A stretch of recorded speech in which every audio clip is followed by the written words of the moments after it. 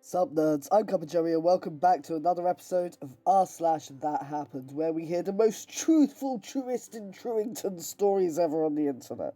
Because, the difference between this subreddit and Quit Your Bollocks is that people have evidence on Quit Your Bollocks to, call them out on their bollocks. But on That Happened, well, it just has to be true, right? We left the flag up during the rainstorm the other night. Wind/God braided it and tied it in a knot at the end so it would rip no more. This is how our flag came down from the flagpole. Amen. Amen. Oh, God, this is such crap and it's been liked 1,072 times. That means that, another 1,072 people are just so willing to be blissfully ignorant. They've just deluded themselves so much that they think, oh yes, of course this had to be true, and, even if they were shown a video of, the person freaking braiding it before taking the picture, they'd be like, oh, that's fake news. That must have been, whatever happened in order to stop it.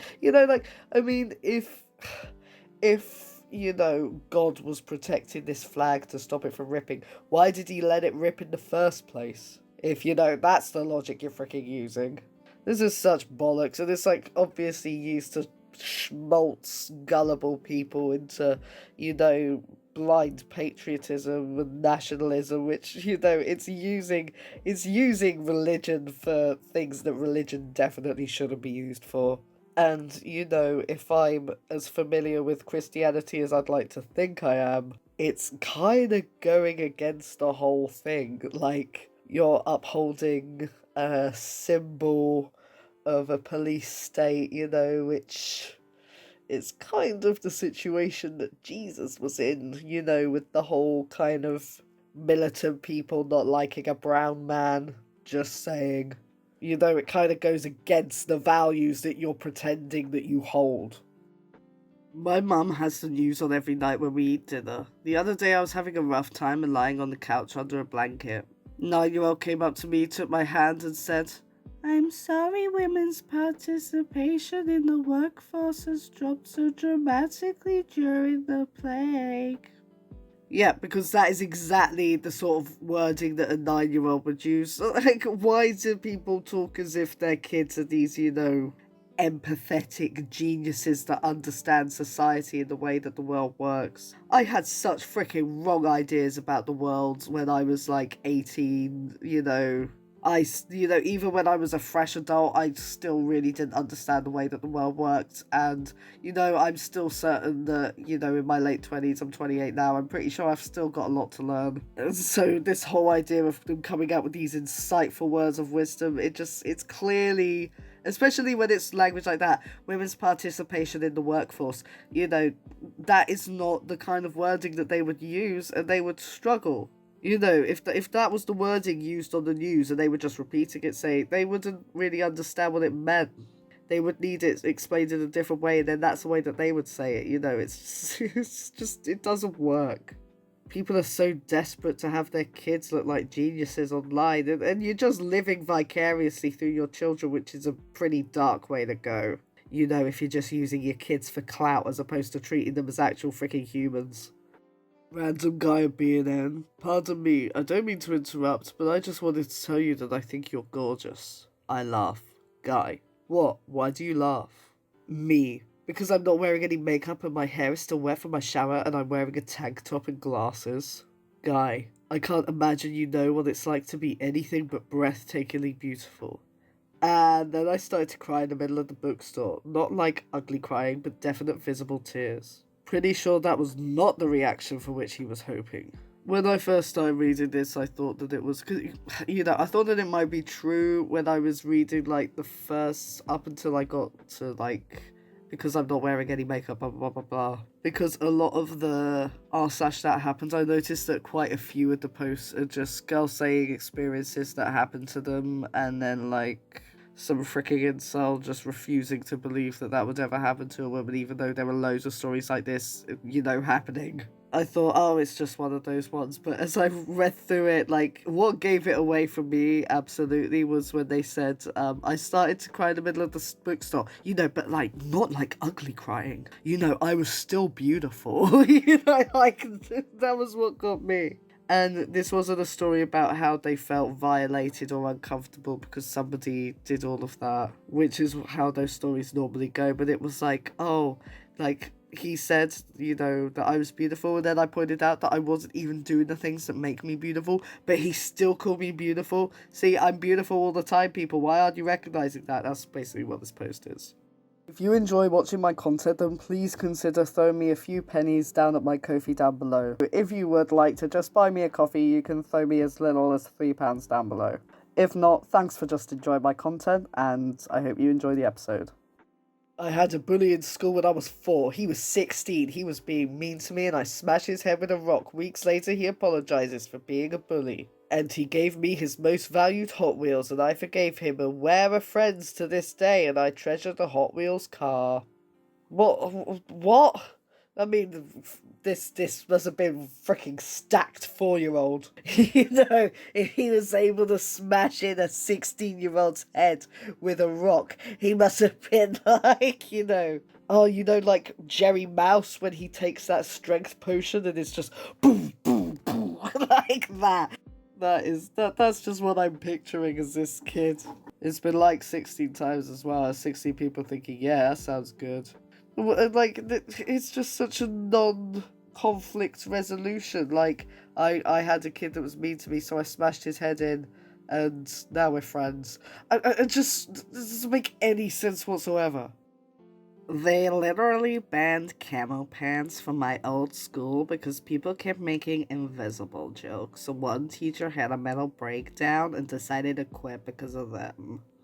Oh, of course it's a teenager that has absolutely no idea what a mental breakdown looks like. Like, so many things get banned from schools for really stupid reasons, but, like, invisible jokes definitely isn't one of them, and especially wouldn't be because it gave a teacher a breakdown. As if they would, like, give the kids ammunition to, hurt a teacher that way, like, even if they did have a mental breakdown, it wouldn't be, like, public knowledge. But, I'm going to give them a little bit of leeway because it was clearly, like, a teenager that wrote it, and, they've got a lot of growing up to do.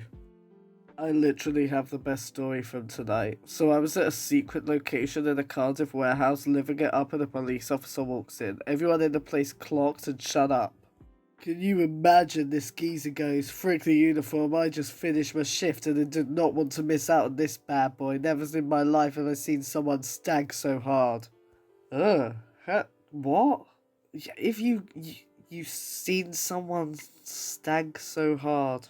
Wait, like, I've never heard of someone stinking so bad that you can, like, see it. I've never seen a smell. I just God, this is just such ridiculousness, and that weird, like, oh yeah, but the cop was cool kind of thing in freaking Cardiff.